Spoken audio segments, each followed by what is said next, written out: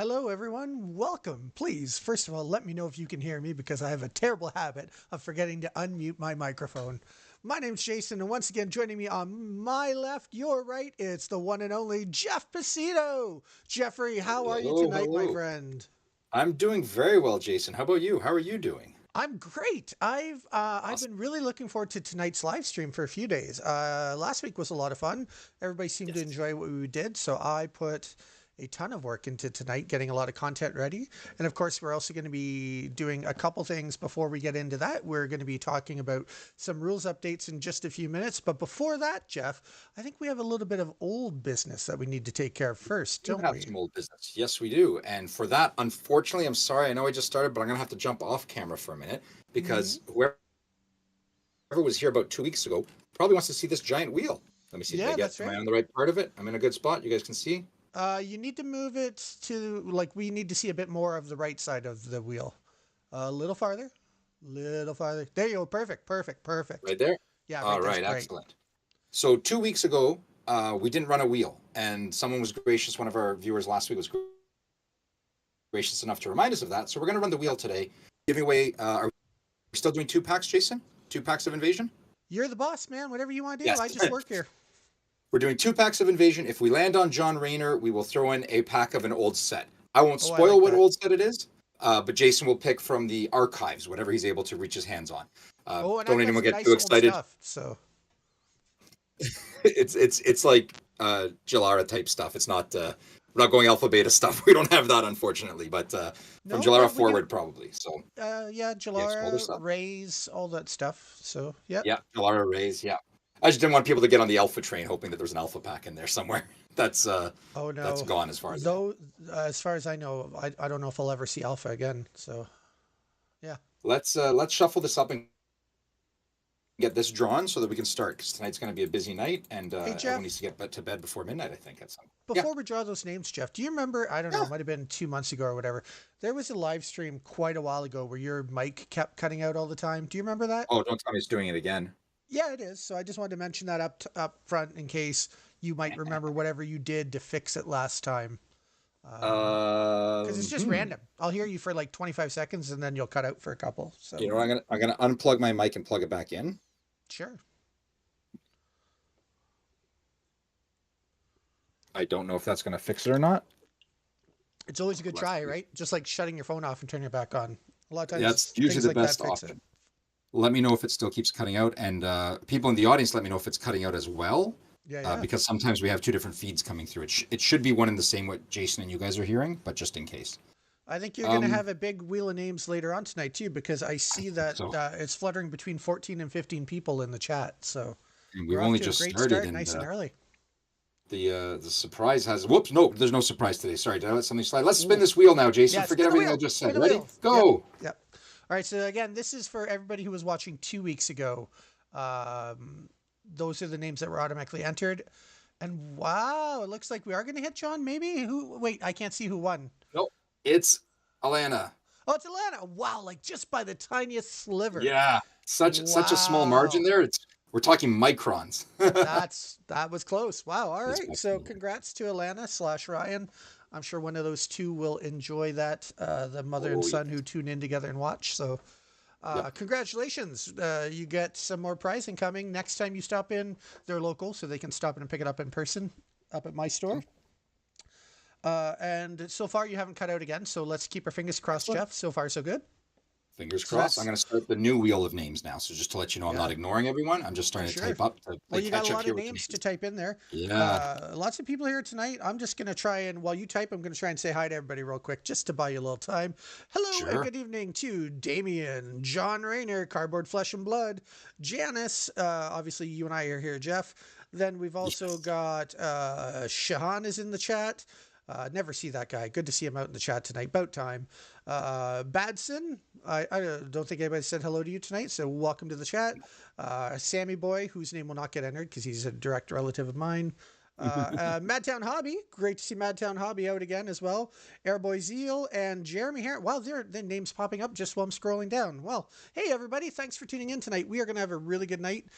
We got some interesting stuff to discuss in regards to some rules updates, and Mhm. we're going to be watching another deck tech. because I love to share my bad gameplay habits with other people.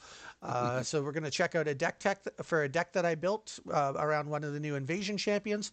And then I even got to put that deck through the grinder and play a game with it against somebody else. So we're going to get to see another gameplay video with all the cool effects and graphics and explanation stuff on the screen to try and make the combat and the gameplay as easy as possible for someone new who's just visiting for the first time to watch along and really get a gist of what goes on in the game of Genesis.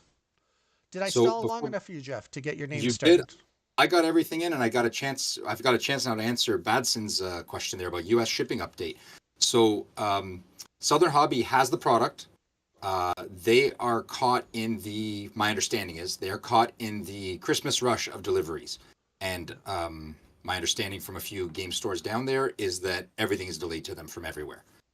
So it's not just a Southern Hobby thing. It's any of their suppliers, any of their distributors are kind of at the mercy of the U.S. postal system, even if that's FedEx or UPS or anything else they're using. That's what I've gotten from a few people. Madtown Hobby may be able to speak a bit more about it. He is U.S. based and probably has a good handle on that. I know Cardboard Cohorts was talking about it, and someone else was talking about how this time of year it's not great to get product out. It's at the distributor. If you live in Nashville, maybe you can don't go knock on their door. Don't listen to what I'm saying. You can't get anything from them directly. We'll have to go through the channels, but I think your local game store can call and at least make sure there's tracking numbers and they got product heading towards them, because it is in the Southern Hobby warehouses. Well, more likely it's probably already out of the warehouses, I would imagine. I'd imagine I believe because so. they got it over a week ago. I'm sure it's somewhere out in a UPS or FedEx truck. Yeah. Matt Houghton Hobby makes a comment that's valid, not releasing into the Black Friday shipping next year. The thing is, our normal window for set releases doesn't fall this late in the year, but because we took over the game late in the year, we really just wanted to try our best to get product for a new set into everybody's hands before Christmas. That was the goal and hope.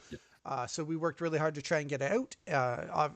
Obviously, the United States is a bit of a different situation than Canada, because in Canada, there was no real delays. It got to every store except the one out on the West Coast, I believe, by release day.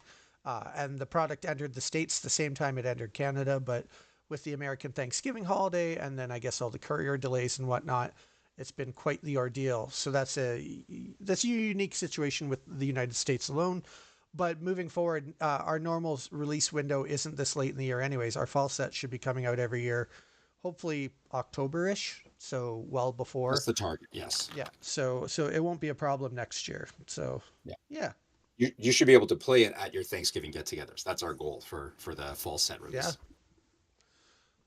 Yeah. So at the end of the day, if it does get, even if it's late in the States, as long as it gets into people's hands before Christmas and they can enjoy the product over the holidays, I would still call that a pretty good win, I feel, because that was the goal. Is we just wanted to do our best we could to get it into people's hands in time. So yeah. Please do let us know in the regular socials and chats once you do start getting stuff. Show us some of those pack pulls and things like that. We're really eager to see that stuff start getting opened up south of the border as well. We've seen a little bit up here. We want to see a little bit more. We'd like to see people's reactions to what they're getting.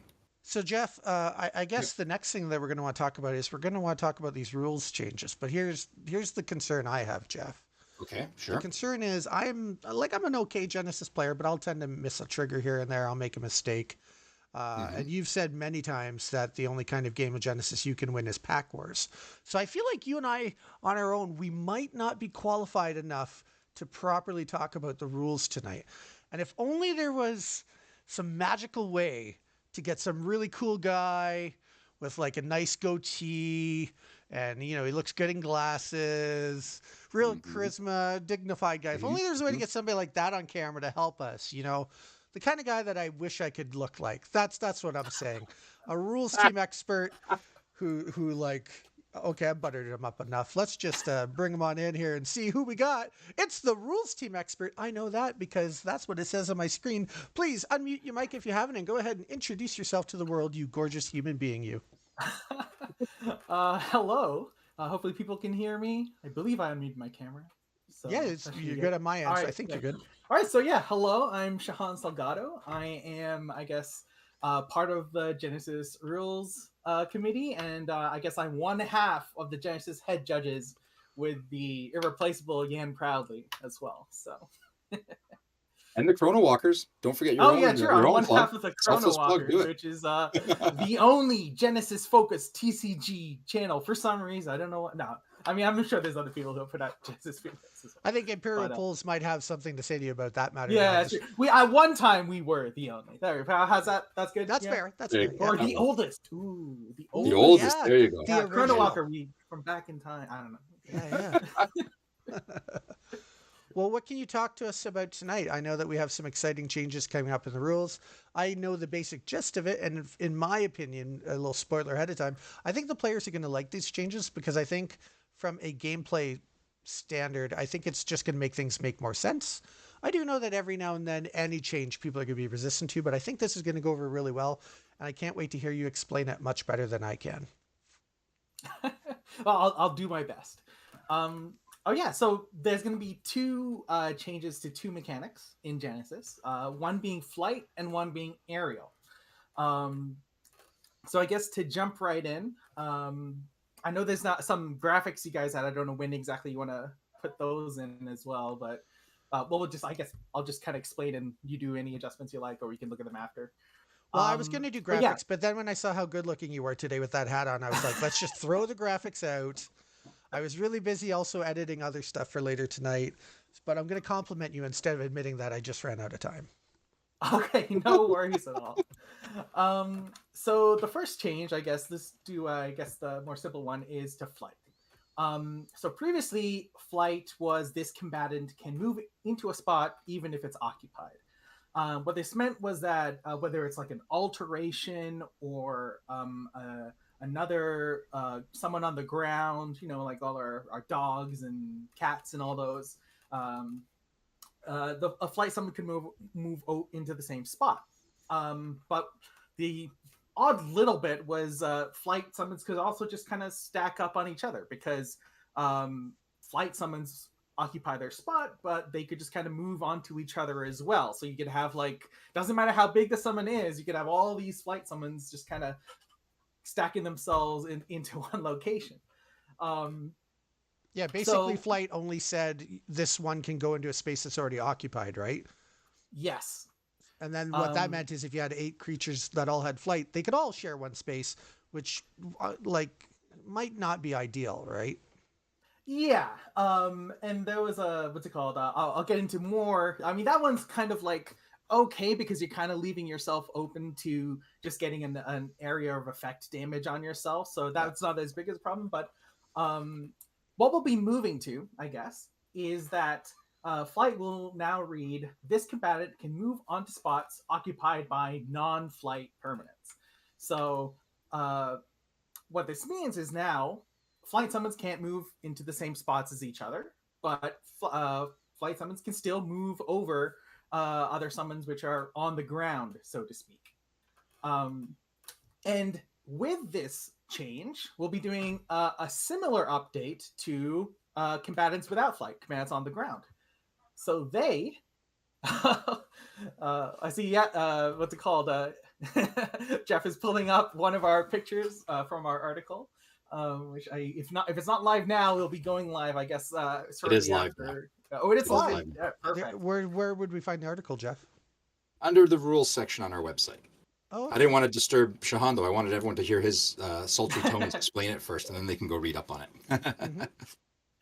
But yeah, I'll keep going, I guess. But we'll have a similar change for summons on the ground. Now, if your summon is on the ground, it can move onto spots occupied by permanents with flight. So your dog can run under the angel, so to speak. The reason for this was largely because flight was too close to basically a strict upgrade over grounded summons, right? It's not bad to have mechanics which are strictly better than other mechanics in a game. Like we do, there are always going to be some like that. I mean, there's a lethal with the lovely 3-chi spider in Phage, which if it deals damage, it just kills the summon as well, right? So we have those mechanics. But when it's something that's as useful and is used as often as flight, well, we've already seen kind of problematic, but maybe not problematic, but maybe frustrating play patterns with flight summons where one player who's only playing flight, which kind of lay out flight summons in like a defensive line, and someone's on the ground, well, they can't run under, so they can just kind of only stay at a spot. And then when the champion with the flying summons is ready, they can just fly directly over any defensive lines that have been set up by someone's on the ground, ignoring them, and just go straight for the opposing champion, just basically ignoring the tactical grid, which is like a big part of what we love about Genesis.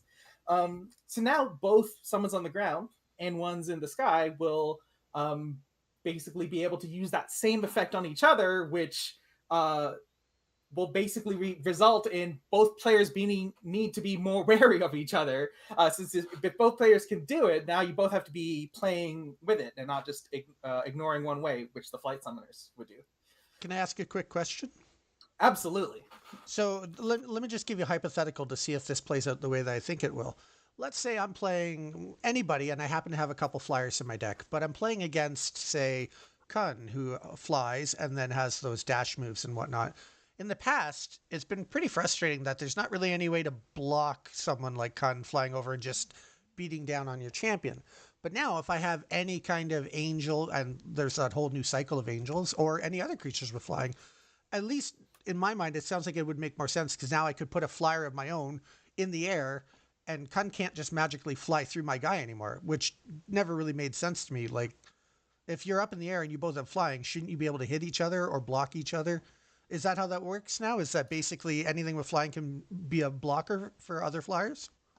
Yeah, absolutely. So any other flight summon you got is going to act as a blocker for Kun. So there's something you can do to deal with Kun's dashing around play pattern. And not only that, I mean, if you're on the ground and Kun's in the air, while Kun flies, to just move directly behind you and backstab you, you're going to be able to do the same thing to Kun, just running underneath him and then trying to backstab him. So both players are now going to have to be wary of the same thing, instead of one player just having just complete kind of tactical control over that kind of interaction. So how did this rules change come about? Who was it that first came up with the idea of tweaking it? Because I didn't hear about it right away. And I'm just curious. It's a smart idea. I'm not sure where it came from. It's somewhere in the rules. I don't know if it was Will or Yan or myself. I mean, these kind of concepts and like frustrations, well, not frustrations, but like these little tension points, I guess, get discussed a lot in the rules team, and like what we can do. So I'm actually not sure like where the first change was promoted, so to speak. And are you personally happy with where we landed on it at the end? Like, how do you feel about the end result? I think so. Like as in the picture that Jeff put up, now it's gonna kind of feel like there's like the flying summons above and the grounded summons below, and there's not this weird awkwardness of where like, well, if you're flying, you can block everything that the ground wants to do, but the ground can't move past. And then like, yes, I feel it's going to add a lot more interesting tactical play now that there's options for the summons on the ground. And also, if you build an all flight deck, that implies now that you're not going to be able to block summons on the ground as well. So now there's a bigger reason to diversify your threats, to make sure you have board control by having some of those grounded summons as well as the flight summons. Nice. I have a question for you, Shahan, and how would someone like me, who only ever plays Kun because I can dash and fly over everything and I don't know how to play the game properly, how does this benefit me? How can I cheat my way into that again? Well, you can still do that. It just now they can do it back to you. So okay. Maybe you have to have a couple more defensive techniques in your pool, so that when they try to get you, I mean, there's some lovely ones in Bell, and I think Twister is one of them, where if someone comes to any spot adjacent to you, you can just do 1 damage and push them away. So there's some tools for you in your toolbox if you want to be there. But unfortunately, you can't just not think and just do the same move every turn. Oh, okay. So that's going to be a problem. Yeah, that's a bit difficult. I'll find a way around it. I will find a way to not. I'll go through my 5 cheese and find a way around it. No, that's great. All kidding aside, that's really, really good. It's because it was a little bit overpowering, as Jason was saying, that could just fly through everywhere. So that is really Yeah. good. Do we have a date in mind for when these changes will be taking effect?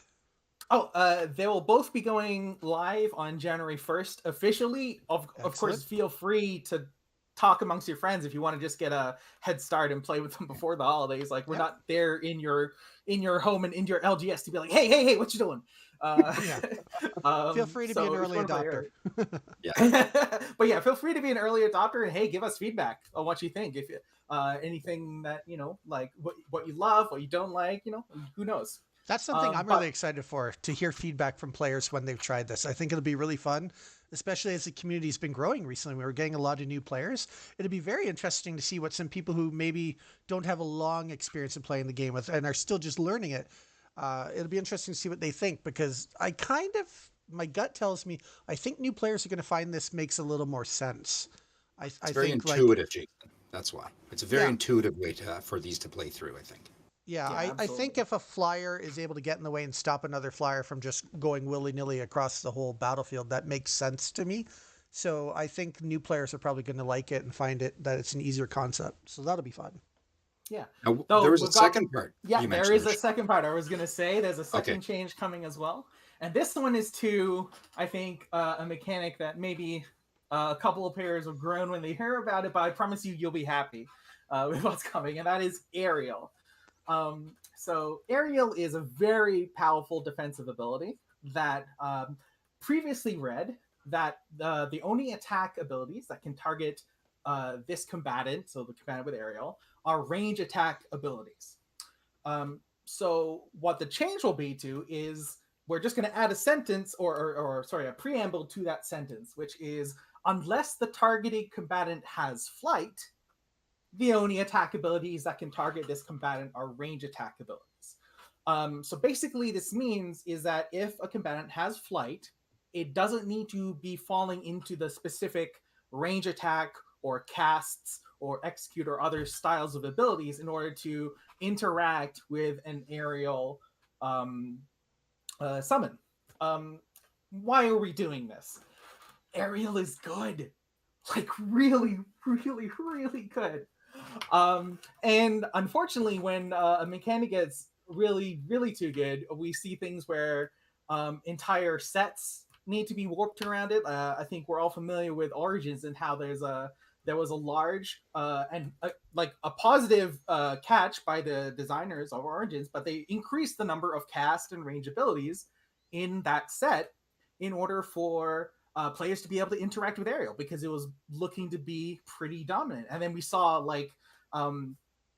in the championship, right? Like, there was, of course, great decks using a variety of summons, but the one that took first place was that amazing deck built by the German team, which used Angel Retribution, an aerial summon, and some protective abilities, so that if you managed to find a way to get past the fact it was aerial, then they were also going to protect it from your few abilities that were interacting there.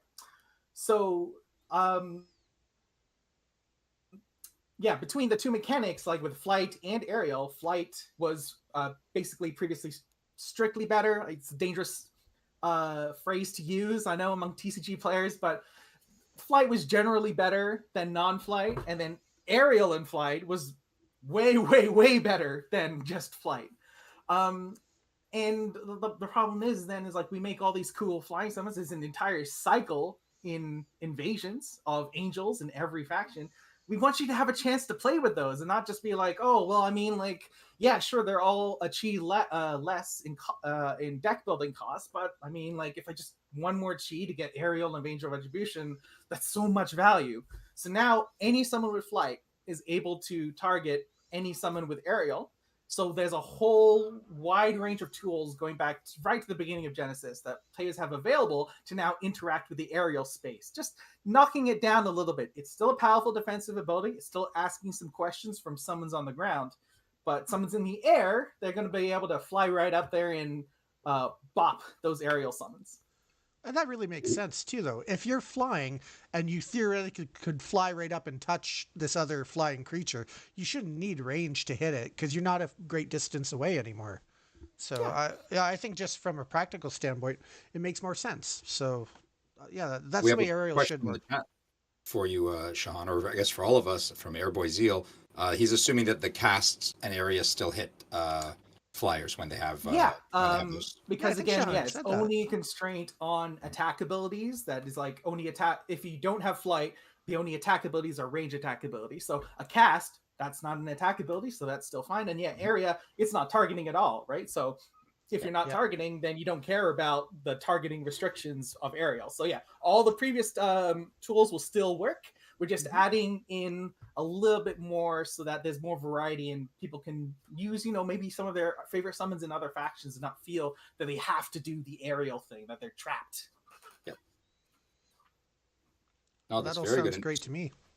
We have that article up now live. It's in the rules section. I dropped a link here, but if you go to the Genesis Battle of Champions website and go into rules, you will see a button for it right up front, right beside the rules and the errata. You'll see the flight and aerial determination article there that Shahan put together for us. So you can brush up on anything you may have missed from here, but it is pretty. Shahan did a great job explaining it. The article's really well written, so it's wonderful. These changes, which I think are going to be very, very well received. And I can't let the article mention go away without mentioning that Yan proudly did all those great images for us. The visuals really doing a lot, because I mean Genesis is a tactical game, and having the picture of how the grid looks is very helpful for learning what these changes mean. So thanks, Yan.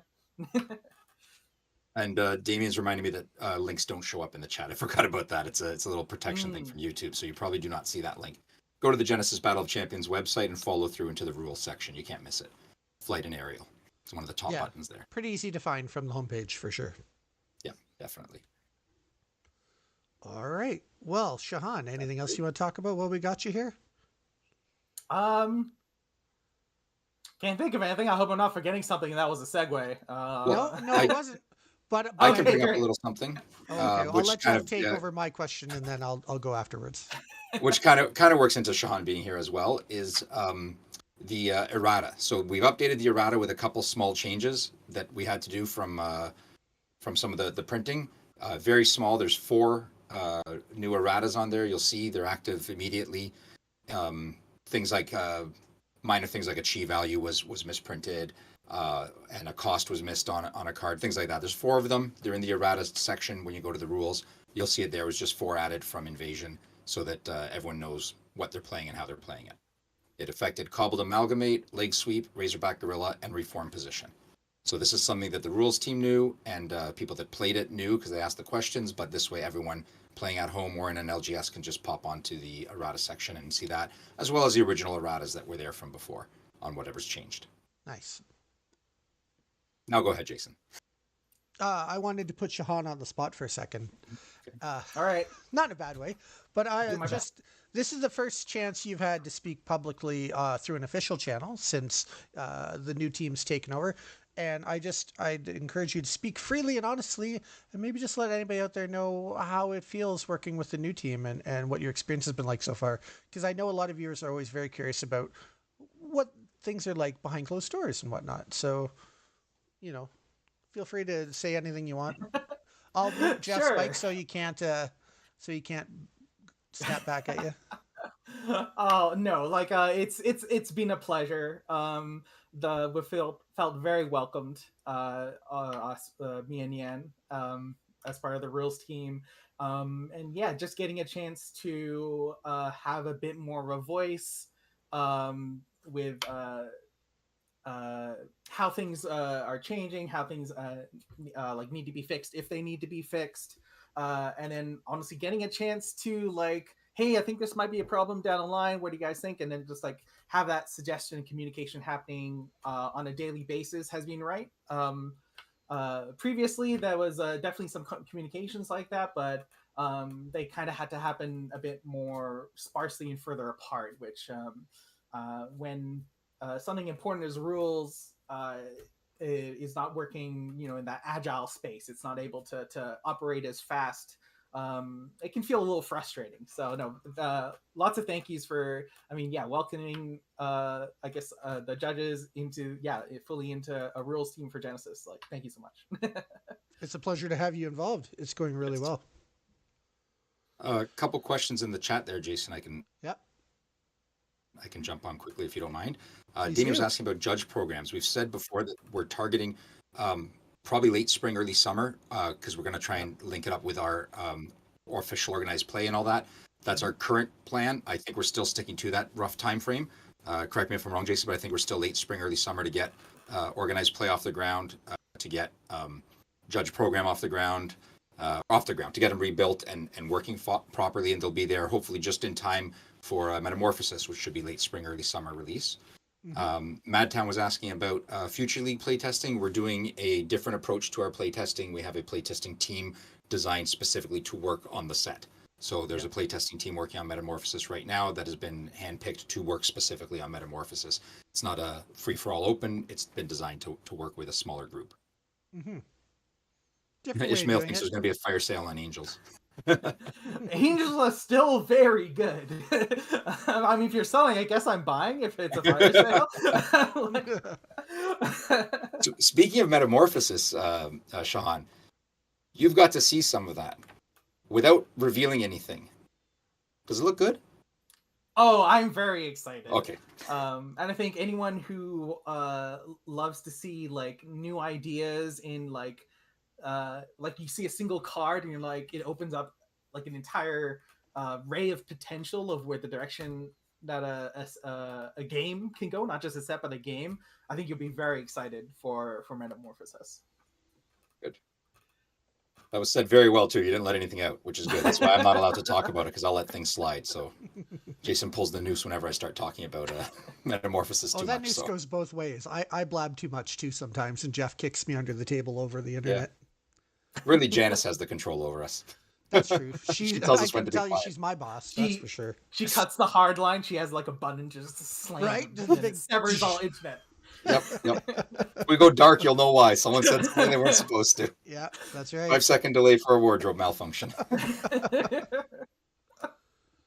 Well, this has been fun. I've enjoyed this segment. Shahan, what are the chances that we can get you to come on and talk live with people again in the future? Oh, I'd love to. Yeah, definitely. Perfect. One more thing while we still have you, Shahan, because I didn't think of this before, Jason. Does anyone in the chat have a question for Shahan? Oh, yeah. I mean, we've asked our questions. There's probably people in the chat, and maybe if we have some stuff to go through, Jason, maybe we can show like a video while people formulate questions, and they can always ask them when we come back. I've got videos. Oh boy, do I have videos. Yeah, we got lots of content tonight that we can watch. I got before I even go to the first video of the night, I do have one more rules question. Well, actually, it's not really a rules question, but I have a question, I should say, for our rules expert, Shahan. And that is, what exciting, awesome things are you going to be doing on New Year's Eve? You got any cool plans yet? Well, yeah, I don't know if people have heard, I only found out recently, but the ROM does a really cool, like, they open up the entire museum and, like, have, like, areas with things. So I'm going to be spending New Year's Eve in a museum. I don't know, like, wow. if that probably maybe it's not everyone's, cup of tea, but for me, I'm just like, whoa, like all the exhibits are open, and yeah, they'll have like plates of like hors d'oeuvres going around and stuff. So I'm super excited for that. I imagine other people like, what? But there you go. Yeah, really judges cool. And reels were weird ones, I guess. That sounds really cool. But I would watch the very accurate documentary Night at the Museum or Night at the Museum 2 before you go, just to be safe. Documentary. I hear their documentaries. They're pretty accurate from my understanding. Right. Just to be safe. Like, some armor padding and stuff. Yeah. Makes sense. But that sounds incredibly awesome. I did not know that the ROM did that. For those of you not in Ontario, that's the Royal Ontario Museum. It's Toronto's big museum. That's our flagship museum in Ontario. So that's what that is. And that sounds really, really cool. I wonder if the art gallery does something like that. That'd probably be neat too if the AGO did that too. Very cool. So Jeff, are you up for checking out a little bit of content now? Well, we did have one question that we'll have to think about over that, and that was Will Kemp asked who Shahan's favorite designer is. So Shahan, think about that while we watch the video, and when you come back, you can have a well thought out response. It's rude. All right, so for my co-hosts here tonight, I'm going to remind you both that we have to mute our mics, otherwise all of our sound will come over this video. Then I'm going to hit play on the video, and we'll be back in, I want to say 5 minutes. I'm not sure how long this video will take, but we'll be back soon after this video.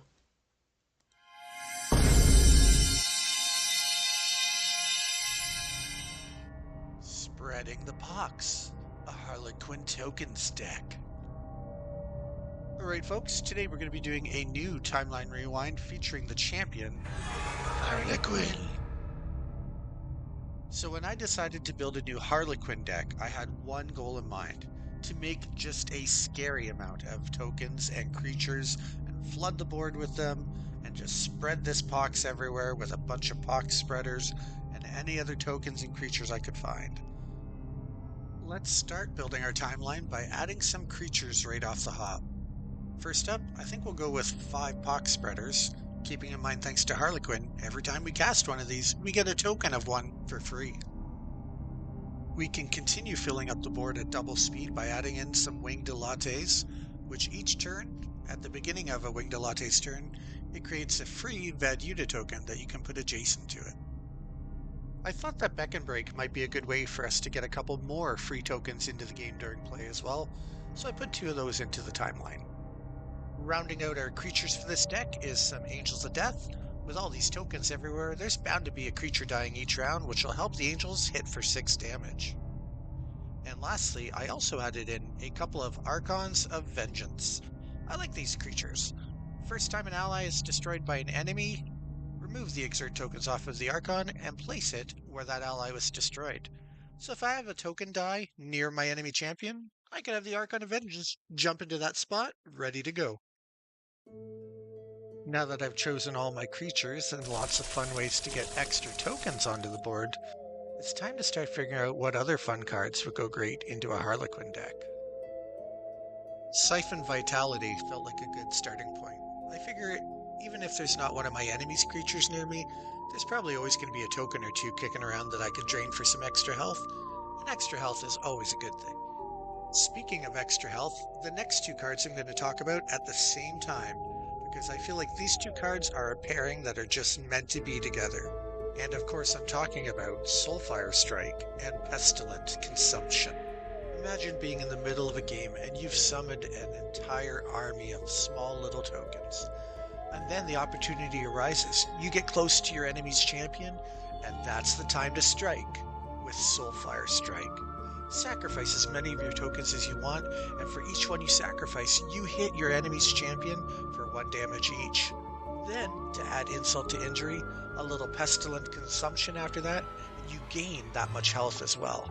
You can totally change a board state at swift speed. Now again, with so many creatures likely to die in the game, since I have so many tokens on the board, I wanted to add in some more cards that would take advantage of the fact that there's probably going to be 1 or 2 creatures dying every single round.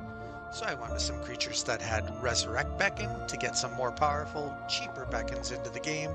I also decided to add a couple more cards here that you'll see all take advantage of when a creature has died. The next card I decided to add was Pull of the Grave.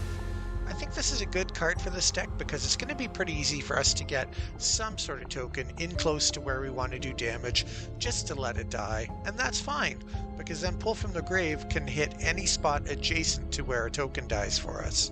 We can do some big damage without having to get in close with our champion. Repurpose seems like a great card for this deck. I'd gladly trade a token for an extra card draw at the end of my turn. I'm not 100% sure if Recomposition is right for this deck, but it's only 3 chi, and we're gaining lots of health all the time, so I thought I'd start with a few of these. And then finally, here are the last 2 cards that I decided to put in my first version of this deck list. This timeline might change over time, but I thought this would be a good fun start and a great way of spreading the pox all over the board. And if only I had a chance to test this out.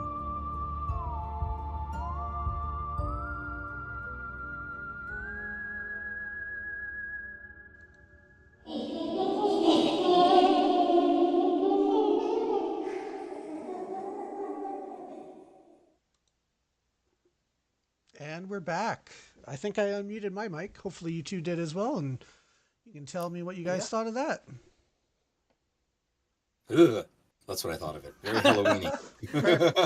That's the vibe I was going for. I caught the end of that right as it joined up. That's great. No, that's these deck techs are wonderful because it really does show some of the versatility in there and some of the ideas, and hopefully gives other people ideas too for their own deck techs to do. Because I loved before seeing deck techs in the past, and I can't wait to see new deck techs as new people get their hands on these things and sort out stuff like that. I'm really excited for that sort of thing. Absolutely. So I guess the pressure's on Shahan now. Who's Yep. We have a question in there. Well, first of all, we have the Will question. Yes, who's your favorite designer? yeah.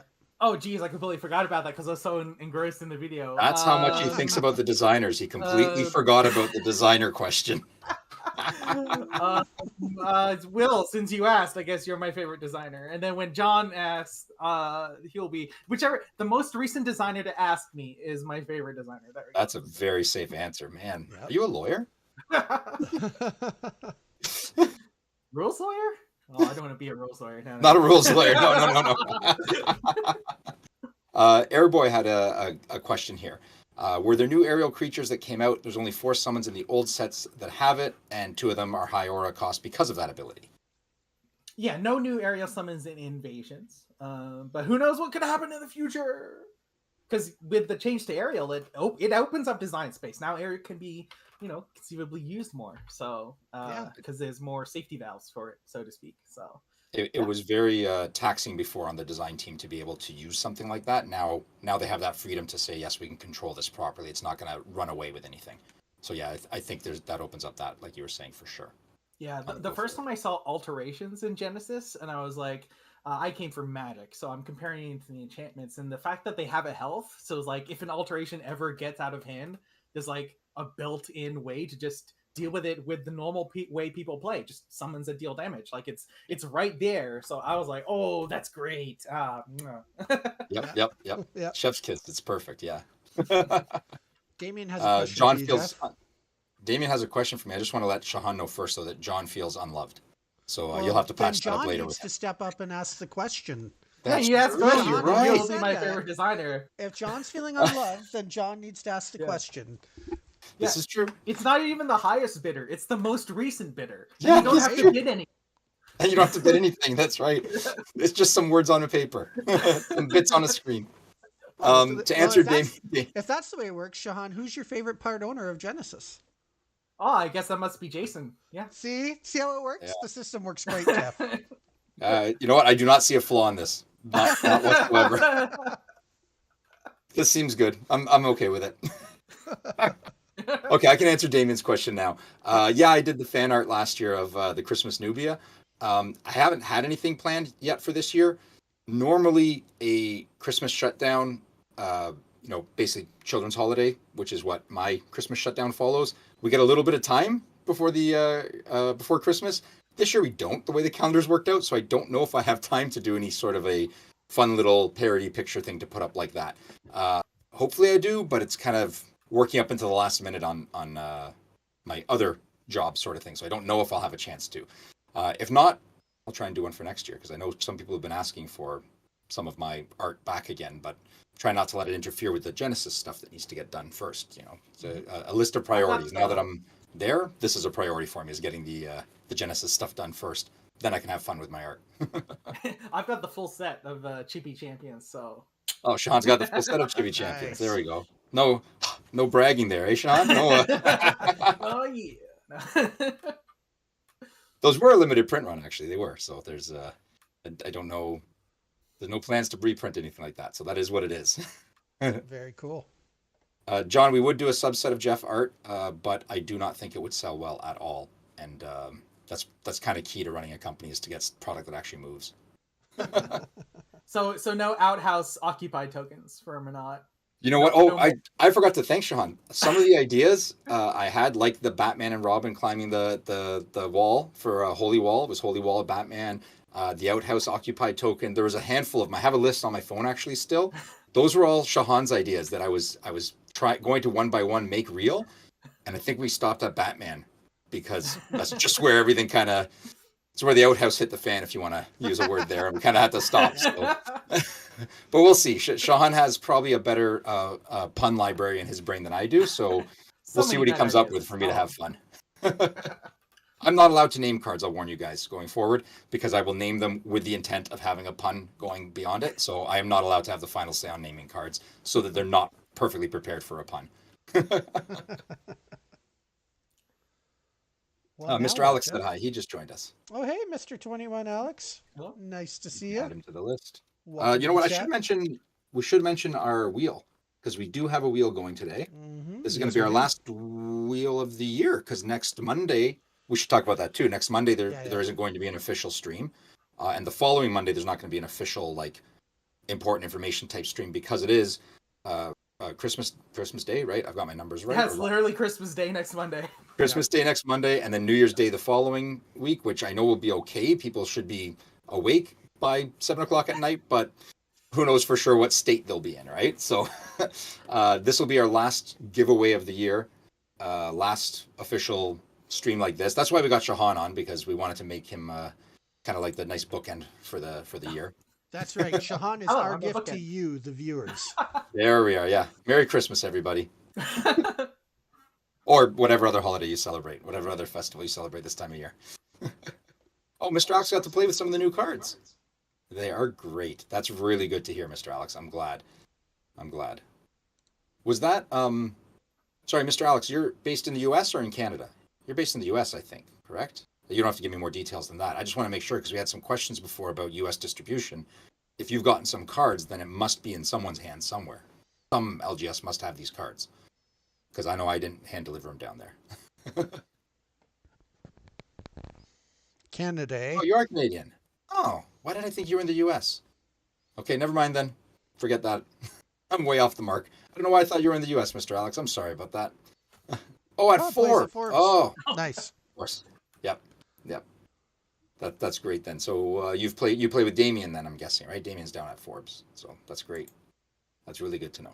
Okay, so sorry. I thought we had some stuff at LGSs in the US. I'm off the mark there. But I have added Alex's name. Sorry, what I was going to talk about before, to the wheel. We are running a wheel today again. We're going to give away, I think, 3 packs of Invasions because it is, the holiday season. Let's give away that extra pack. If we land on John again, we will, of course, we'll give away a pack of an older set to go along with that. And right now we have 12 people in there, so the odds are very good. If you haven't commented yet, drop a comment in here so we can add you to the Magic Wheel. Mm-hmm. Stephen Penn has not been in here yet, so I will add Stephen Penn now. When I speak, this is the only time I speak and people listen, so I kind of take advantage of that by talking. And Ross Toss as well. Okay, let's add Nice. Ross Toss. Rostos says his store's expecting to get their delivery tomorrow. in the Oh, States. beautiful. Awesome. Very exciting. Does it happen to be near Dallas, like Stephen Penn is asking? Because if it is, that'd be great, but I don't think so. Well, that's wonderful. It gets in tomorrow. Let us know what you think of it. Drop some comments in the socials when you start cracking packs, and definitely show off those foils if you get any of them. I'd love to see what people are breaking. I haven't seen everything in foil yet. I'm dying to see all these foils, and I haven't seen everything. I've seen a couple key ones, but I'd like to see more. No other questions for Shahan then? John, you don't want to ask if you're the favorite designer now? No, I guess not. Okay, favorite. Whenever developer? you need a positivity bump, you just need to ask me, and I'll be saying yes. I have a question for Jeff. Yes. Regarding the wheel. Uh-huh. We're going to have a gameplay video come up, and I think it's around 20 minutes long. It's a good match, and there's like lots of graphics online, but it's about a 20-minute long gameplay video. Do you want to save doing the wheel till after that at the end like we usually do, or as we're getting close to 8 o'clock, do you want to do the wheel now? Aw. You know what? I think we could probably do the wheel now. Thanks, Steven. You know, Shahan has no ability to. Oh, I know why he said that. Because now when there's a rules call, Shahan will vote in his favor. I see how that worked. I understand. That's not how it works. I'm incapable of making rules decisions depending on who's there. Because I can't betray the cards. Like the cards. You can't the betray the rulebook. cards. That's a good one. That's really how good. they work. It's out of my control. That's how the cards work. Oh, Shahan, Eric L is asking who your favorite Chrono Walker is. I mean, that's got to be the beta Chrono Walker, like Damien said. Eric L is my favorite Chrono Walker. Eric L, who's your favorite Chrono Walker? Watch, he's going to say Eric L, right? Yeah, I mean, You like, can vote for yourself. I made a value assessment when I was there. Like, so, like, if he makes a different decision, that just doesn't make any sense to me. Because, like, it was very calculated and tactical. We could leave it up to the people, Jason. I think maybe we should do the wheel now because we have gotten most people in. Not that I don't expect people to stick around, but I know people do have busy lives, and if they can watch part of if they don't get through all the gameplay, that's fine. They can catch up on it later, sort of thing. Well, I mean, what do you think? for that matter, though, anyone who's been entered, they can come back and watch the last 2 minutes of the Fair live stream point. later too, right? You know what? So, Let's wait then, because some people may pop in still, and I'd like to give people all a fair shake if they join up halfway through that. I think we can wait till the end. so yeah, so once we start the gameplay video, if anyone wants to bow out, just come back and check the last 2 or 3 minutes of the video later on a replay, and you'll see whether or not you were the winner.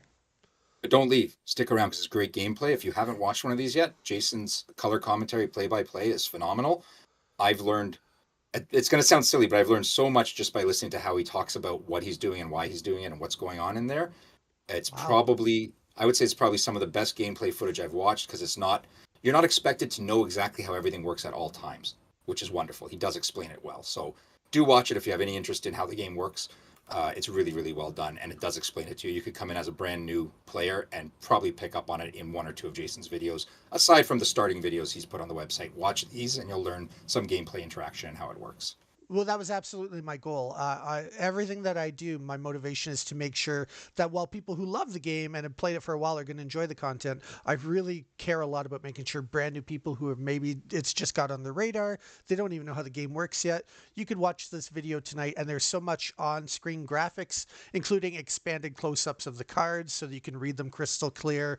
And like the cards will pop out of where they are on the mat up onto the screen for you, so you know exactly what cards we're talking about. A lot of times when the creatures or the champions take damage, I have like special sound effects and the numbers actually show up on the screen like a video game, so you can really track like there's a whole board to keep track of. And if I'm talking about one specific card, I feel it helps a lot if there are those graphics and audio cues so that you can really follow along easier. So that's definitely my motivation, is I care very, very much about making sure new people who are just discovering the game can follow along and join in the fun, so to speak, by watching. So Shahan, are you sticking around or do you have to get going? Because I don't expect you to have to sit there for 20 minutes if you've got other things tonight. You can also say your goodbyes to people. That's up to you.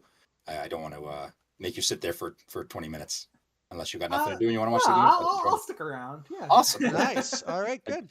That's the right answer. Perfect. It was a test. Oh, okay, great. I passed. Listen to Nice. him. Once again, who's your favorite part owner of the game? Wait, Jason. There we go. That's right. See, I'm trying to remember who asked. Because I would, You know I'm what? a little confusing. Yeah. I would never. It's a catch very you easy like answer. that. Sorry. It's a very easy answer, Shahan. You say it's the one that starts with a J. I just can't remember the name, but it starts with a J. Oh, so sneaky! All three start with a J. Good. Yep. Oh, That's what so I sneaky. All right. Okay, well, Jason, you want to roll some footage here and we'll see how some gameplay pans out? Yeah, I'm really excited to see what people think of this video tonight. I worked really hard on it. To be very honest, I put over 10 hours of editing into this all last night, and then I did about an 8-hour day today sitting here at home. So hopefully everybody likes it and enjoys it, because that's how much I care. I want to make sure you guys get some good content that you enjoy. So with that being said, I'm going to mute my mic. If you guys could also mute yours, and then I'll chat with you guys again in about 20 minutes after we watch and see what happens in a classic matchup of a older champion versus new, with Tashir facing off against Harlequin. It's going to be good, and I guarantee you, with Harlequin being my champion, it's going to get spooky. So be warned. Okay, mute your mics, guys. Hello, Genesis fans, and welcome back for another exciting gameplay video. My name is Genesis J, and I'm here to talk you through the action as we see Tashir face off against one of Invasion's brand new champions, Harlequin. Tashir today is being piloted by my good friend Brian, and I'm going to be bringing Harlequin's evilness to life. Let's get into the action and see how today's game folds out. Before we can begin play, we do have to take care of the traditional rolling of the dice to see which player is going to get to choose if they go first or second. It appears that Tashir has won the roll today and is choosing to go first each round. I'd also like to make a quick mention now. If you notice, the Tashir champion artwork being used today is a little different than cards you might have seen before. That's because that's a Tashir that was done unofficially by our very own Jeff Pacito back when we were all still just fans of Genesis and not officially involved in the game during the reign of the first company. The policy has always been that you can use any cool card you want for a champion as long as the stats are right. So there were lots of tokens and proxies going around with cool artworks, and Jeffrey gets credit for that cool one. But now the game's underway. Tashir makes a mistake forgetting that that card that he's trying to summon is a creature that will exert him. So he's going to take that back for a moment, play a few other cards, and then we'll see that creature pop up again in just a moment. So, another mistake. He must be nervous because there's a camera watching him. He revealed another card by accident, but here's what we have at the end of the turn. We have a Hawa Jin, and we have an Earthmane Lion coming in. The Earthmane Lion does have Blitz, so it's going to get to have a turn this round, but the trade-off is you have to exert your champion to beckon it, so he kind of loses the rest of his champion's turn. Now that both Tashir and the Hawa Jin are exerted, it's going to wind up becoming my first turn. Harlequin steps forward by 1 square, and the first thing I'm going to do is be beckoning in a Pox Spreader, just to put something between myself and that blitzy lion that's staring me down. I will have a trigger that I'll be resolving for getting a bonus Pox Spreader token, but I usually like to do all my beckons first, and then I just put out all the tokens right after. So what else do we do here? Looks like I brought out a second Pox Spreader, just spreading that Pox all around. Loving it. What else comes out? I believe I did something else. Let's see. Oh yes, the enchantment Scavenge Parts. This is a card that I think is going to do fairly well in this deck for me. The first time each round that a summon is destroyed around me, I'll gain a health. And there's going to be a lot of tokens on the board, a lot of creatures, and I think there's going to be a lot of chances for me to gain a health. And a health every round adds up, makes a big difference. So there I am paying the energy costs to cast that card, and now it's attached to my champion. We'll see whether or not the value is there as the game proceeds. So I've already got a couple creatures out, which is great, but the whole idea of this game with this deck is I want to clog the board up as much as I can with creatures. So luckily for me, I also had a Winged Elate in my opening hand. This is one of the creatures that I think is going to really shine, because every time Winged Elate gets its turn in a round, it gets to spit out a free Vad Yuta token. So I'm going to try and keep the Winged Elate out of harm's way, but get a lot of free Vad Yuta tokens out of it that I can send up and clog up the board. And of course, speaking of clogging up the board, now that I've done all my beckoning for the first round, I'm going to basically do all my Harlequin triggers at once here just to put out some Pox Spreaders. It's technically not the right gameplay, but we knew in the first round there wasn't really going to be much interaction, so that's how we played it out. All these tokens come out, and now normally that would be the end of the round, because Harlequin's going to be done, but of course that Earthmane Lion on Tashir's side has Blitz, so it's going to get a turn before the first round ends. And where's it going to go? It moves 2 spaces, and it's going to take out one of the creatures. Looks like we knocked out a token, but that's great because that's what those tokens were there for. First round ends, and we get to move on to round number 2.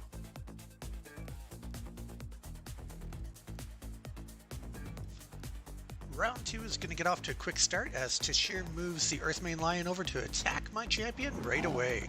Ow! I'm going to be taking 3 damage. One of the benefits of having more creatures on the game board means I'm going to be getting more turns overall this round. So I'll get to kind of shape the way the board state lays out, and that'll be fun.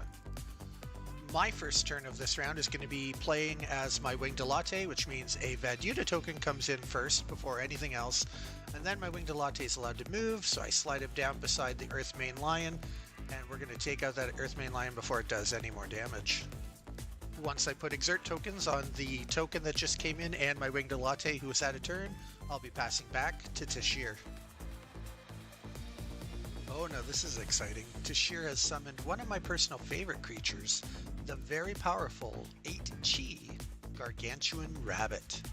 This is a card that can do a lot of damage, it has a lot of health, and it can even fatigue, meaning if it hits a champion, it can make a champion have to mill cards off the top of their deck.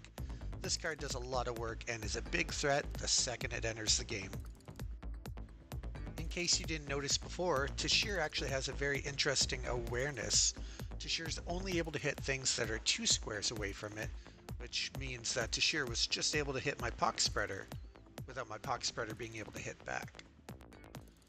It's not all bad news though, as that pox spreader was in a spot around my champion, so the scavenge parts triggers and I do gain a life for that.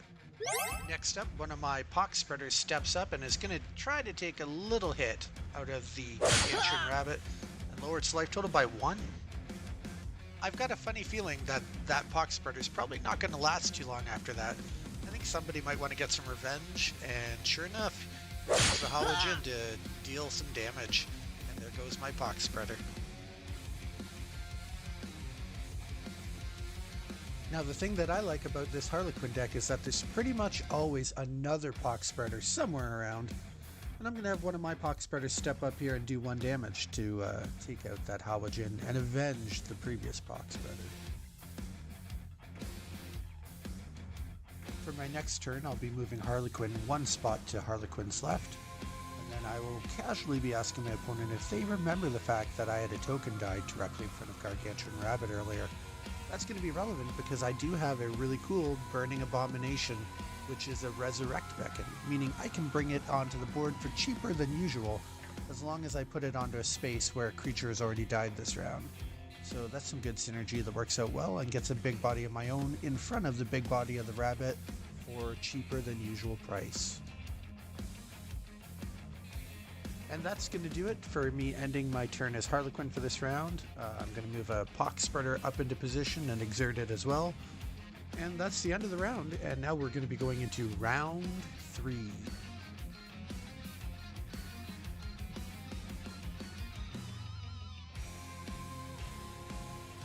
As we begin round 3, Tashir appears to be wanting to use Gargantuan Rabbit first, which is going to be just as big of a problem as I thought, as it's going to be able to do 5 damage, which is more than enough to knock out my Burning Abomination.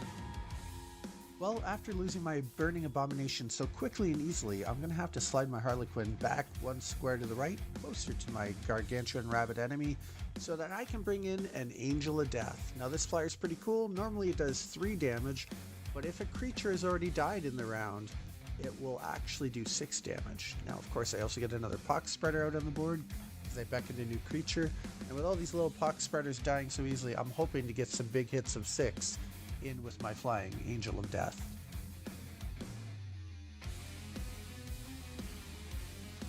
Now we get to the point where I'm hoping that I'll be able to get my life-gaining engine running in high gear now. I'm going to be attaching a second Scavenge Parts enchantment to my champion, which means that the first time in any round that any creature dies around my champion, now I'm going to be gaining 2 life instead of 1. And that can definitely make a big difference. And with that, I'll exert my Harlequin and wind up passing the turn back to my opponent. It's Tashir's turn now, and Tashir decides to cast Searing Light, targeting one of my pox spreaders. So that takes that away. And then Tashir is going to be able to take out my other pox spreader just using their normal attack.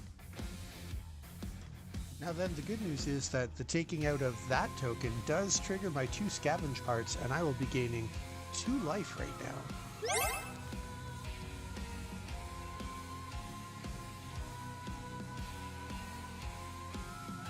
Next up, my Winged Elote is going to be taking a turn, which means the first thing it will be doing is giving me a free Vadyuta token, which is going to put right in front of it. And then once that's exerted, I'll be moving my Winged Elote over behind my champion and leaving it there. Then I'll be moving one of my pox spreaders up, and that's going to take a small little hit of 1 damage out of the Gargantuan Rabbit. Then I will move another token into place right behind the pox spreader, and it looks like that's probably it for the round, and we are going into round 4.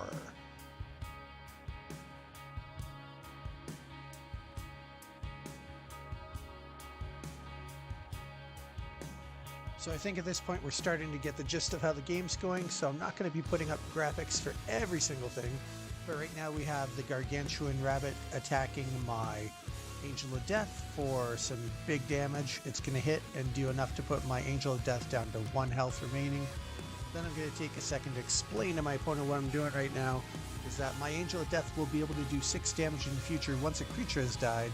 So I'm going to sacrifice a pox spreader to give the Gargantuan Rabbit Decay, which kills my token, which will make any future attacks this round by my Angel of Death worth 6 damage. And that's the end of the turn for my Pock Spreader that I played and sacrificed. And now it's going to be back to Tashir. Tashir's going to step up. And what is Tashir going to do? Tashir's going to bring in a very cool creature with a very cool name. This is a Hyam. Check out the cool awareness on this card. It has Air Brand. It's going to do some fun stuff if I allow it to. Let's see how this plays out. Now we have Tashir casting Calculated Assault, which in this situation, he'll be paying 5 energy to do 3 damage directly to my champion Harlequin.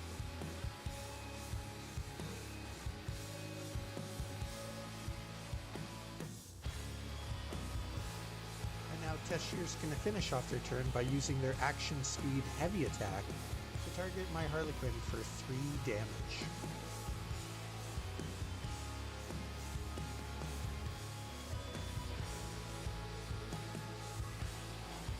Now then, thanks to the fact that we've already had at least one creature, if not more, die this round, my Angel of Death is able to do 6 damage in one hit, and that's going to be enough to take out the Gargantuan Rabbit. Next up, I'll be moving a Vaduta token up towards Tashir, and the Vaduta token is going to try and get in there for 1 damage on Tashir. I feel like we've gotten to an interesting game state with the board right now, what with Tashir still having 21 health and my Harlequin only having 6 health, but yet I have around double the aura left over as I move a token up and take my Alate's turn to create a new free token. So it makes it interesting for sure, because at 6 health I'm definitely not comfortable, despite the fact that I have a pretty massive board state and a lot of blockers out there to slow down the threats from my Tashir opponent. Although I do admit that Hyam is looking pretty scary still. It can do some real damage and hit with some unusual awareness. So I want to make sure that I keep my Harlequin as far away from Hyam as I can. So you notice that I just brought Harlequin back 1 square, and now I'm casting Lasting Advice to gain myself a couple health, because again, 6 health has me feeling a little nervous.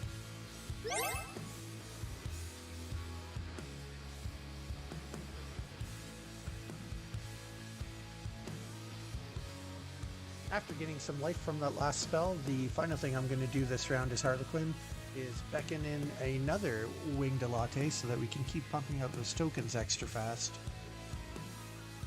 And then it looks like that's it for the round, and we are moving on to round 5.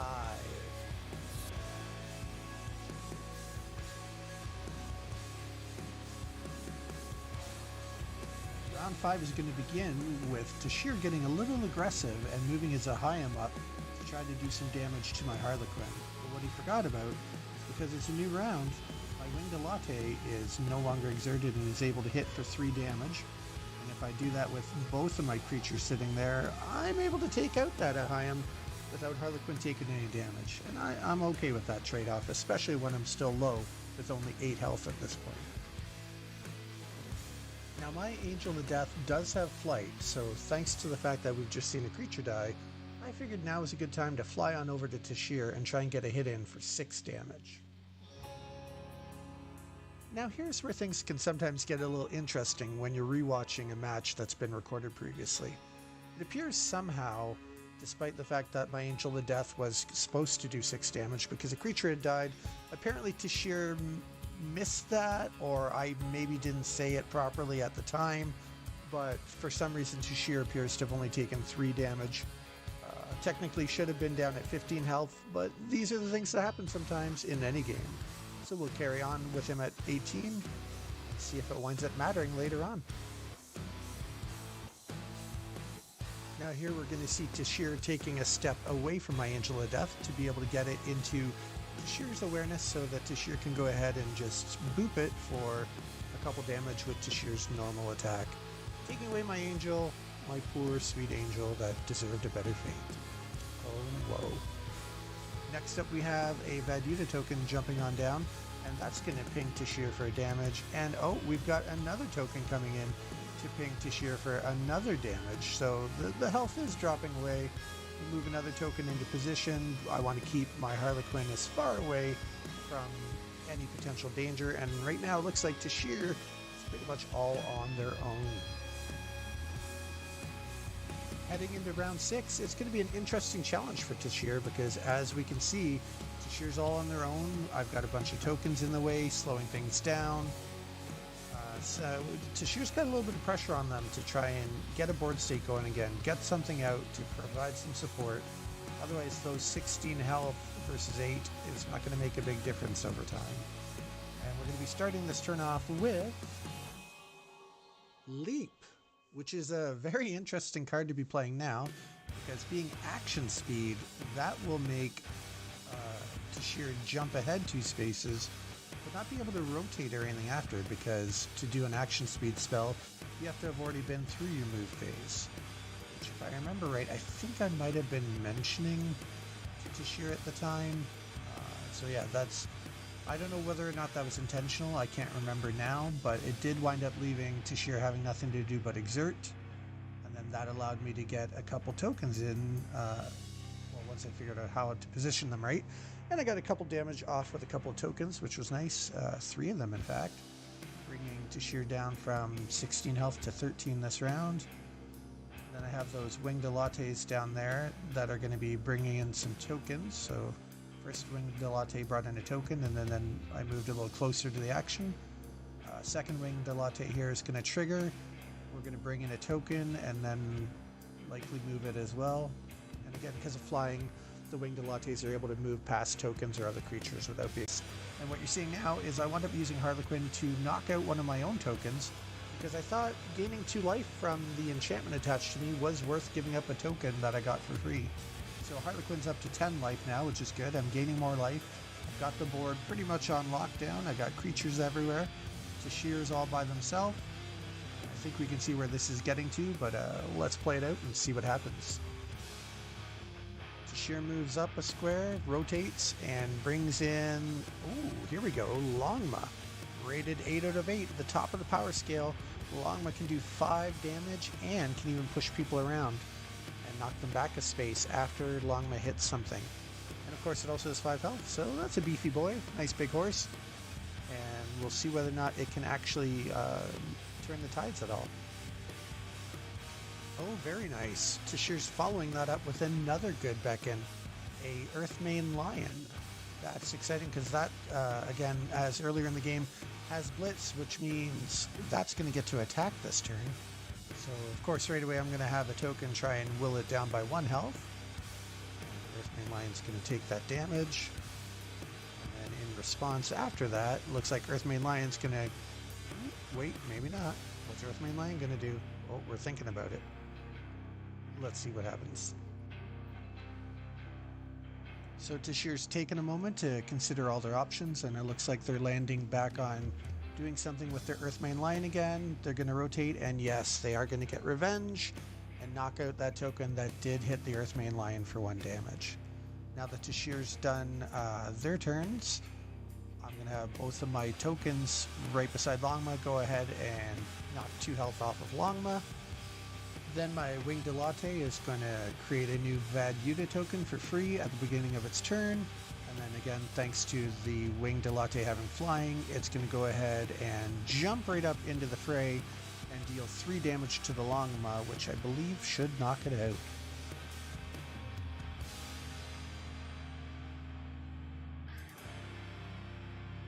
Once all the Exert tokens are in place, then my other Winged Latte is going to be having a turn, creating another Vad Yuta token onto the board, exerting that right away, and just staying in place. Keep the Winged Lattes safe and sound so they can keep making more tokens.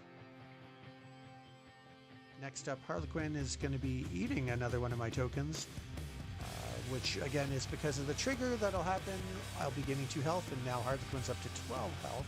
And this game is shaping up quite nicely, I must say.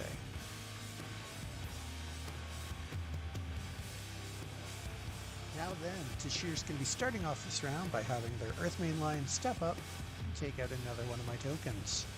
Once that's done, I'm going to have one of my Winged Lattes move over and attack for 3 damage on Tashir.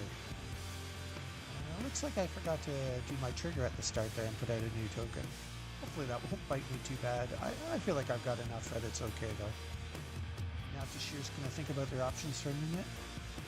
Go all the way back into the corner and do enough damage to take out my Winged Latte, which I will sorely miss.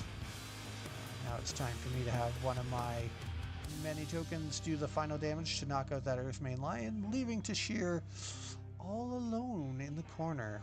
Not exactly ideal. This Winged Latte on its turn, I did remember to make a token. That's good to see. Winged Latte is going to move closer. And in fact, I think I'm probably going to just put all my stuff as close as I can because I like the idea of trying to hem that Tashir in. You'll see that a token just disappeared from in front of my Harlequin because Harlequin decided to munch on that and gain another 2 life. So Harlequin's up to 14.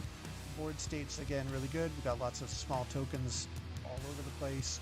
Tashir's stuck in a corner. Of course, Tashir will get to play first this turn, so we'll see what the plan is for Tashir. But once again, I feel like things are definitely going my way at the moment.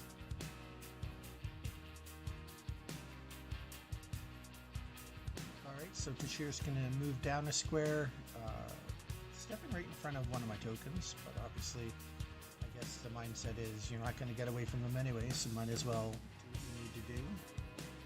And oh, Zenith Pulse. That's a card I've played a lot over the last few years. Love it. And Zenith Pulse is getting placed underneath my...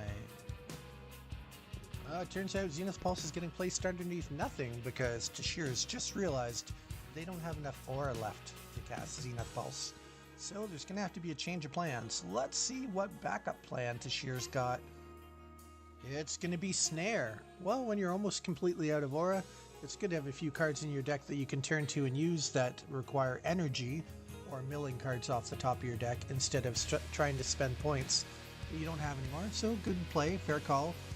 And then Tashir's going to use their attack and get some damage in on my Winged Latte. Also a good play. And then now it's going to be my turn again, and I'm going to start off with Harlequin moving up one and bringing in an Archon of Vengeance. Now this is a card I was excited to put in my deck. It's actually one of the more useful, more powerful creatures. It's almost unfortunate to get it this late in the game. The cool thing about Archon of Vengeance is that the first time in a round that my opponent destroys one of my creatures, I can move Archon of Vengeance and put it into that spot, and it gets unexerted, so it's ready to do some attacking. So when an Archon of Vengeance is out, I always want to try and use them first, with the plan and the hopes of getting double value and moving it and unexerting it later on. Now then after that, it's time to start picking away with the tokens again. So one token gets in for damage, second token gets in for damage, third token's going to get in there as well and try and tie Tashir down. And this is an interesting spot where Tashir's going to be in a bit of a problem because Tashir's awareness can only see 2 squares away, and all of those tokens are immediately beside Tashir. So mobility is going to be a problem for Tashir. The board keeps filling up, more tokens coming out. And you can basically see how this is going to go as we enter round 8. Will it be the final round? Let's find out. Once again, Tashir's going to be beginning the round, and this time Tashir is beckoning in a Cattail Tiger.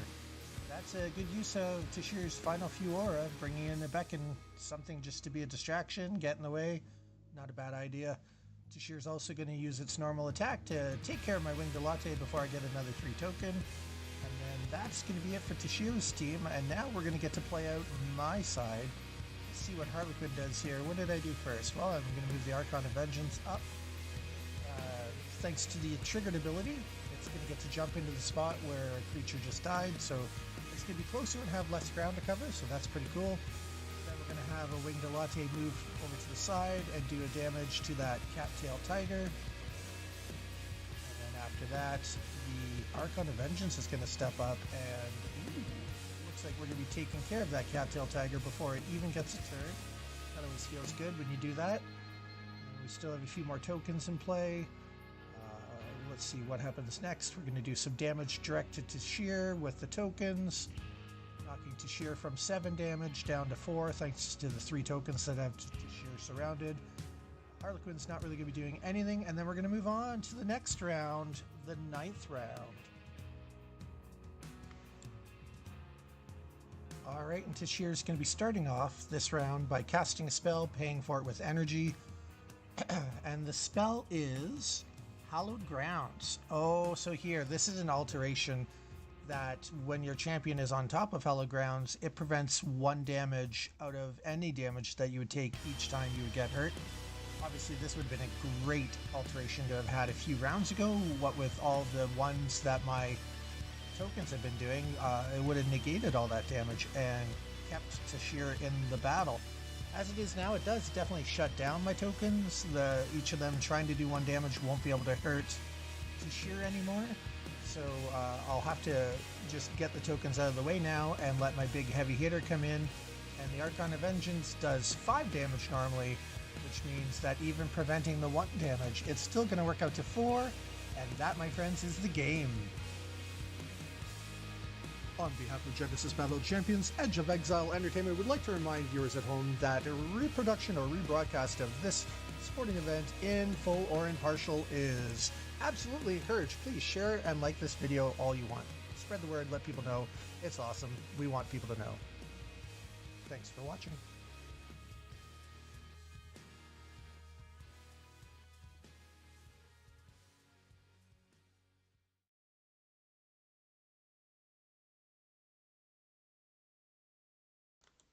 I remembered I had to unmute my mic.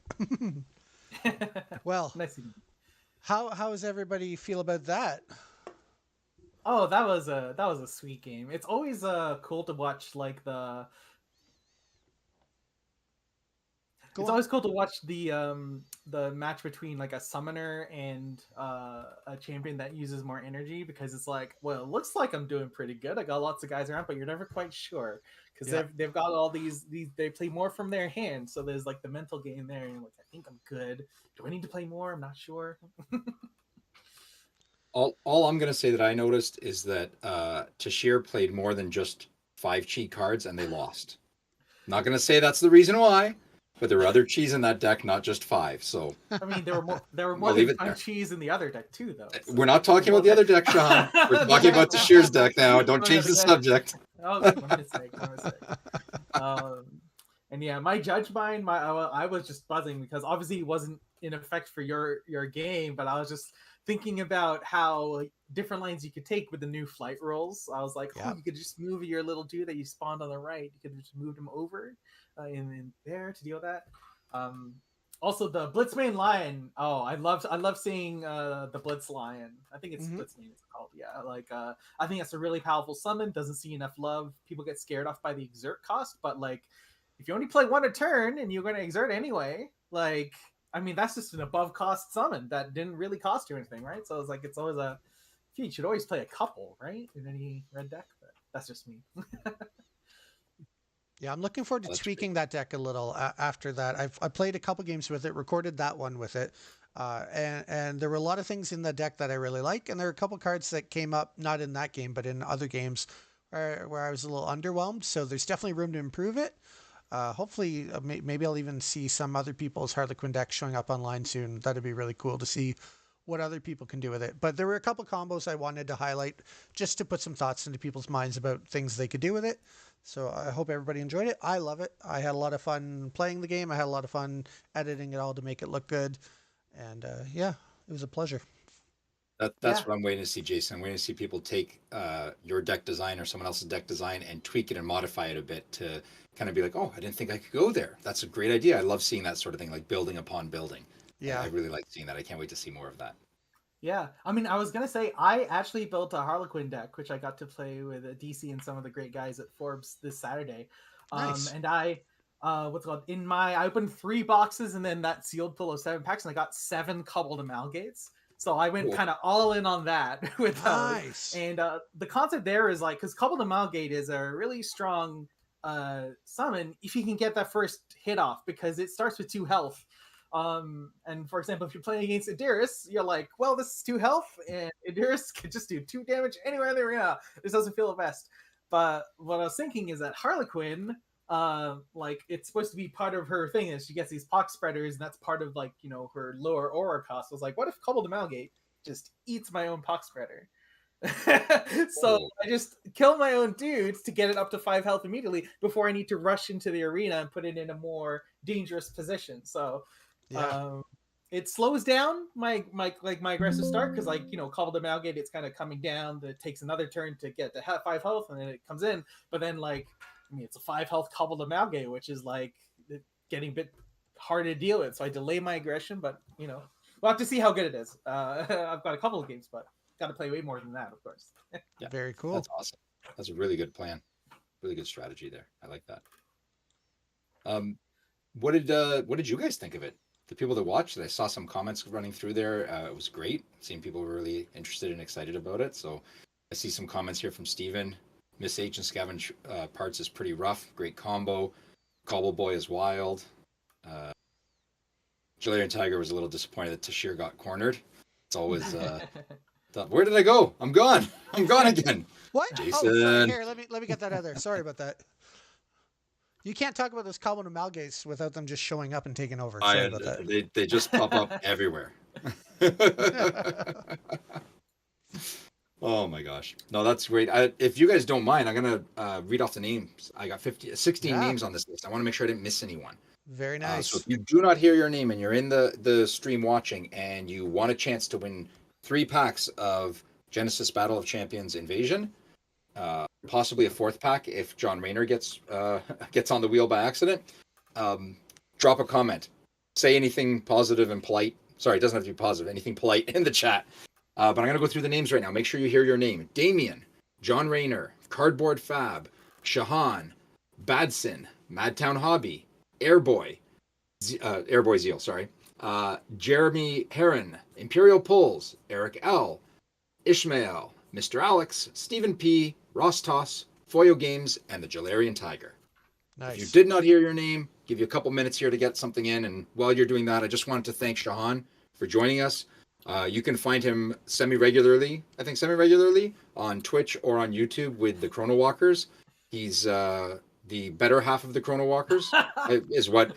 I'm just reading the copy you sent me, Shahan. That's a lie. No. He's one half of the Chrono Walkers. No, you're right. Yeah. He is one half of the Chrono Walkers. Do go there. He's got some great insight into things. They spent about 16 hours opening a box of cards so they could go through every fine detail of every single piece of cardboard. It's a great watch. I tried watching it to help me sleep one night and it did not work. I just stayed up all night watching it. So do watch it. You will be enthralled. It's really Shahan, that leads back to like how I was saying about how good you look with the hat and whatnot. That's why he was up all night, couldn't sleep. Yeah. I apologize. I'll try to look worse in the next video. I mean, my hands were the only thing in the video though, so don't know what to do about that. You're like David Duchovny in that movie. You're a hand model apparently. Yeah, apparently.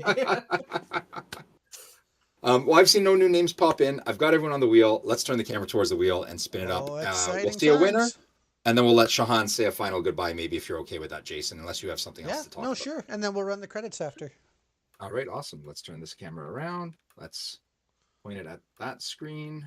Let me see. I'm waiting for YouTube to catch up and show me that I've got... Yeah, a little more to the right. Just a little more to the right. What if I pull it back more? It still doesn't help. Got to go to the right. A little more to the right. How's that? More? Nope. Keep going. More right. More right. There you go. Perfect. Got it? Yeah, you're good. All right. Okay. Let's shuffle up these 16 names. And everyone hope for John Rayner so that they get their extra pack. Yeah. Good things happen when JC's name comes up. Oh, it was so close. Oh, no. Is it going to roll over to Steven, though? No. Stop that, Ishmael. Nice. Ishmael, it's yours. Very cool. Another local player up in my neighborhood. Stop by the store when we're open again on Wednesday or later, and I'll hook you up with some prizes. That's awesome. So John's luck ran out. He didn't get anything there to get you guys the bonus, but you had 2 close calls, though. It was a close call for him on the first wheel, too. He was like almost one there. Very, very close. Don't forget to stop by our website to check out the flight and aerial document that Shahan put together. It covers a lot of stuff. Very, very informative. Oh, Ishmael has a request that he wants to make. Oh, yes. Go ahead. Make your request.